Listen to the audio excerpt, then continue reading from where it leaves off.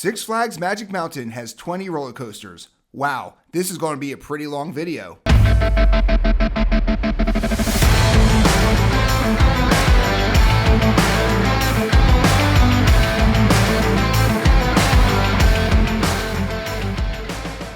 This year we finally got to the roller coaster capital of the world, Six Flags Magic Mountain. And in this video, we're going to be grading each one of their 20 roller coasters. Now before we dive in, let's discuss what we do to come up with each grade and what each grade actually means. Each roller coaster gets a score between 1 and 10 on layout, condition, theming, ride experience, and of course, the fun factor. The average score of this section is a 5. Now let's break each one down quickly. Here's a blank roller coaster report card so you can see what we're talking about. When it comes to layout, we're looking for creativity. Is this a layout that we've seen before or something made just for the park? Now condition is pretty simple. Is this ride being taken care of or is it becoming so rough that it's becoming unbearable? While we aren't huge fans of theming on rides, did they make an effort or did they just throw a few signs up and call it a day? The ride experience has to do with everything you see when you first enter the queue when you stagger off the ride. While individual ride operators change from day to day, this score deals with the queue layout, the station, the getting on and off of the ride, and of course the photo booth or the store at the end. And finally, the fun factor is pretty simple. Was the coaster actually fun, which is really the whole point of the ride? Now once we put all these scores together, we come up with a grade, and the grade breaks down as follows. An A score means we must ride this coaster every time we go to the park. No matter what the line looks like, we're going to make sure we get a ride, or 2, or 3 every trip. Now the grade of a B means we gotta ride it.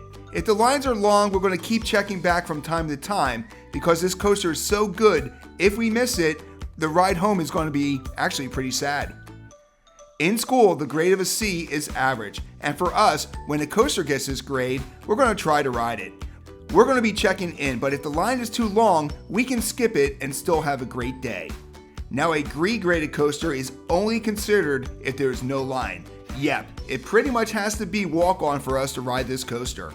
And when a coaster gets an E or an F grade, we rode the coaster once, we got the coaster credit, and we're never going to ride it again. They may not be bad coasters, but for us, we got the credit, and now it's time to move on.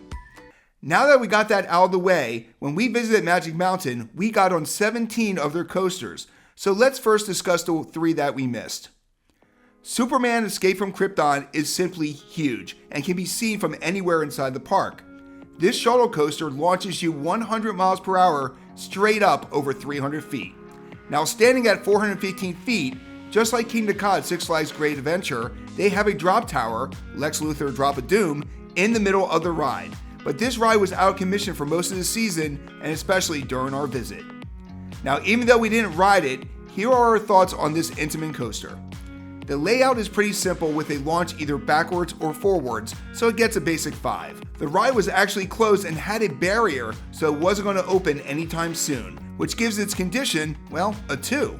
Okay, let's talk theming. Now there is a Superman on the top of the ride, so that's going to give it a 6, but since we didn't ride it, the ride experience and the fun factor will be the average, which is a 5.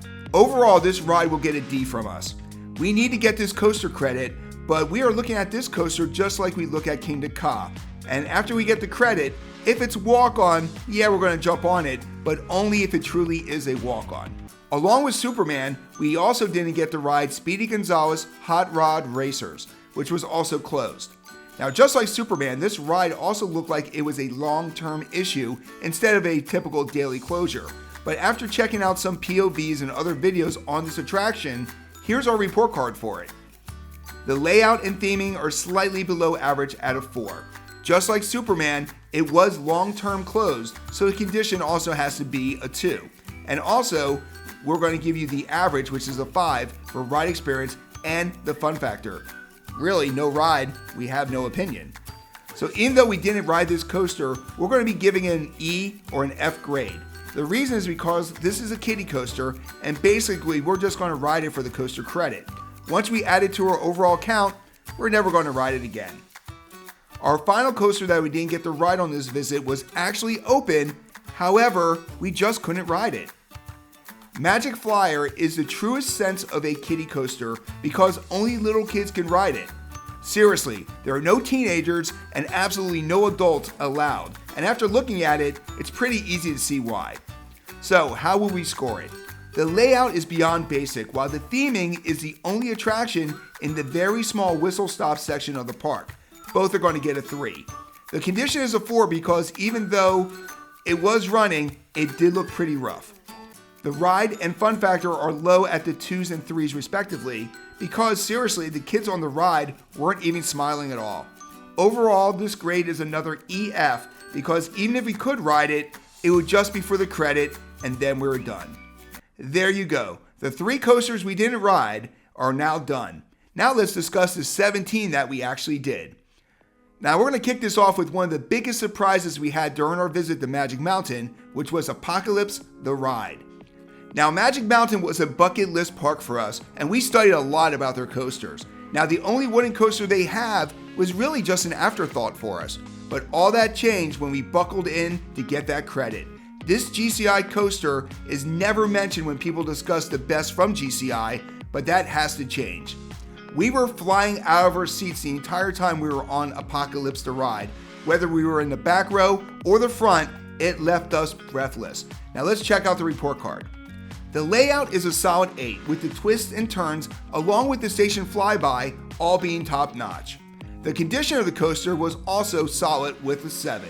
Yes, it was open and closed during our 4 days, but we still got 4 solid rides on this coaster. Theming is an 8 because the area behind the coaster is used for their haunts, and to be honest with you, look pretty apocalyptic. The ride experience and the fun factor are both 9 out of 10.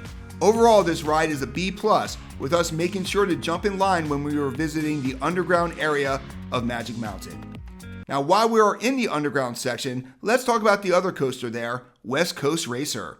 While Apocalypse is all about flying out of your seat, West Coast Racers is all about the fun. First of all, you get a race every time, which as you will see later, isn't always the norm. Also, the queue and the area around the ride is perfectly themed to street racing and the culture all around it. They even have some amazing cars out front for you to check out. Now let's see the report card. The layout is 8 out of 10 with the tracks weaving in and out of each other perfectly. The condition is a perfect 10.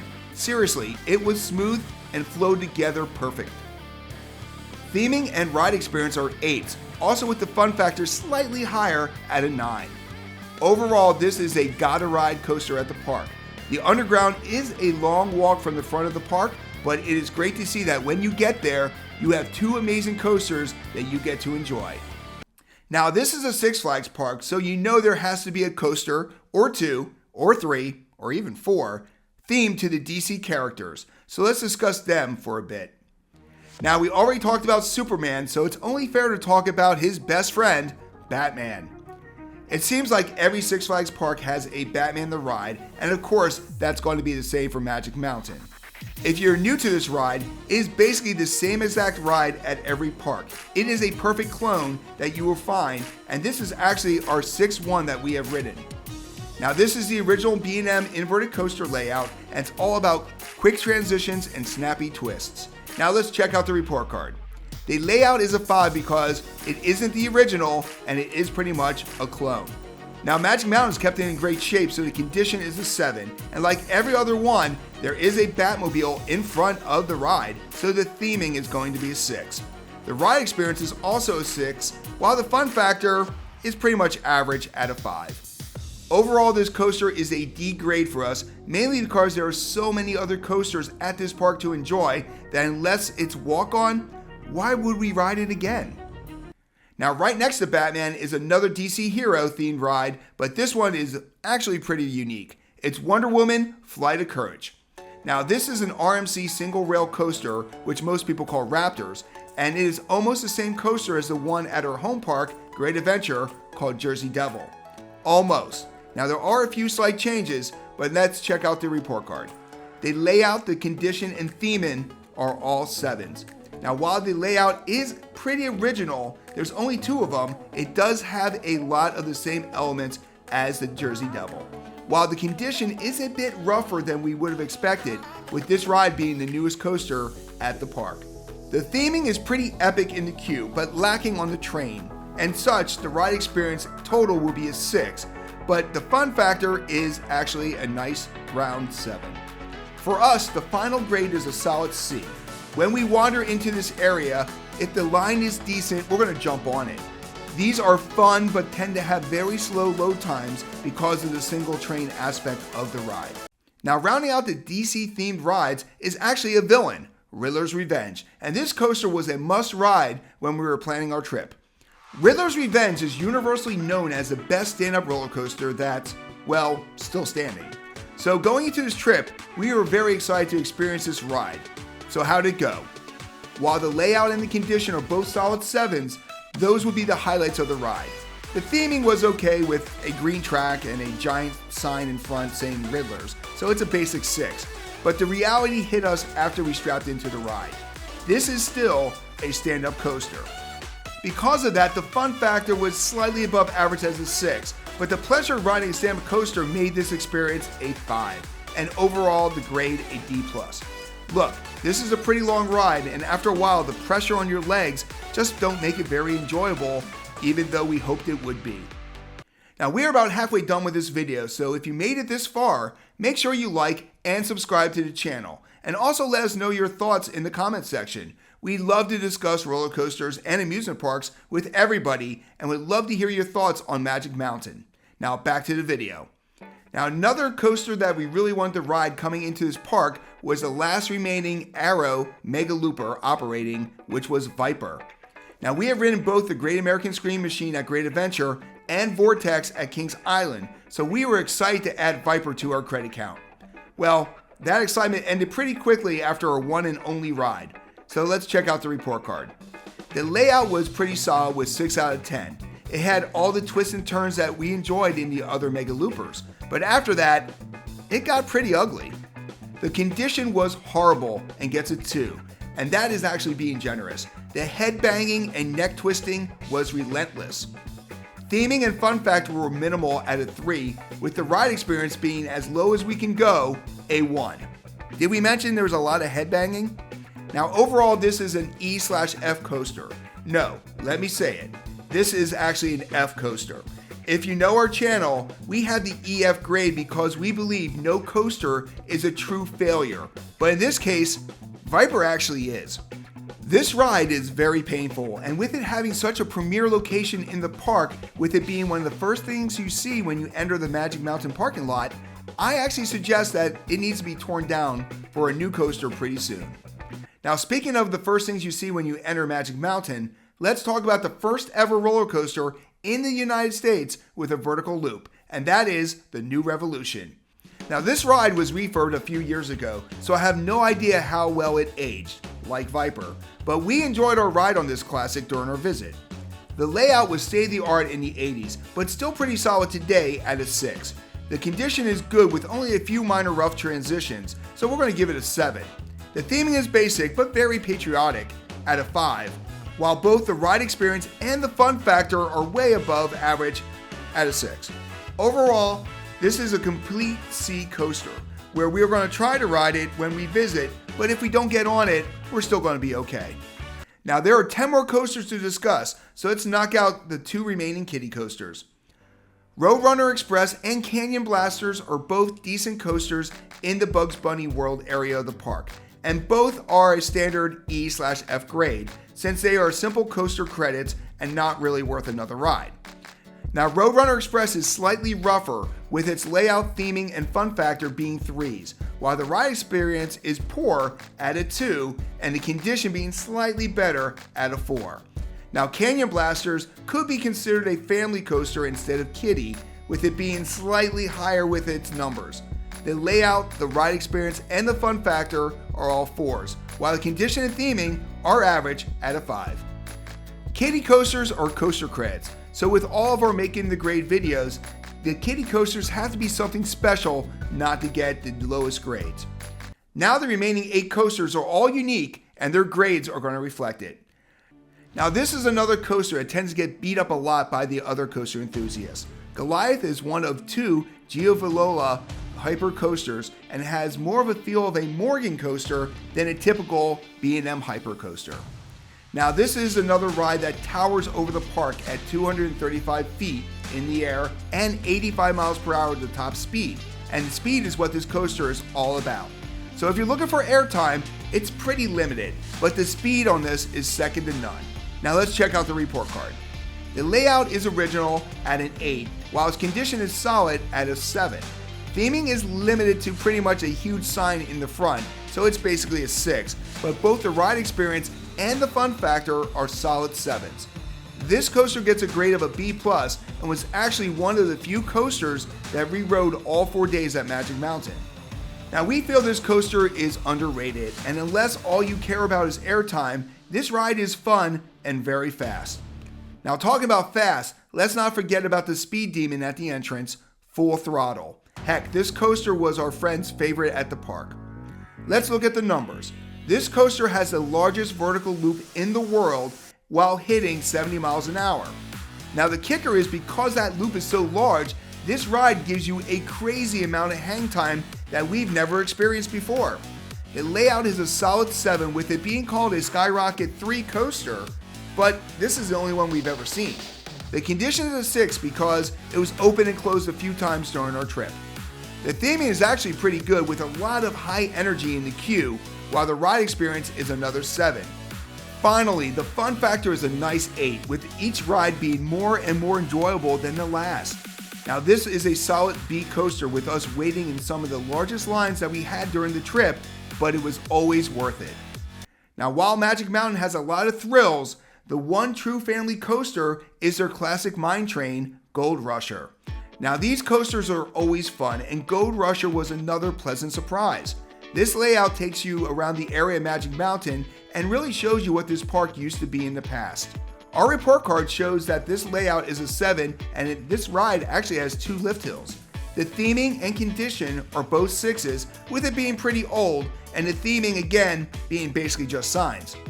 The ride experience and the fun factor are solid 8s, with the overall grade being a C+. Now we rode this coaster 3 times during our trip because it's a fun ride with a very short line. Seriously, what else could you want? So we discussed 15 coasters so far and no A grades, but that is about to change soon. Not quite now, but pretty soon. Now X2 is a coaster that a lot of coaster enthusiasts call their top roller coaster.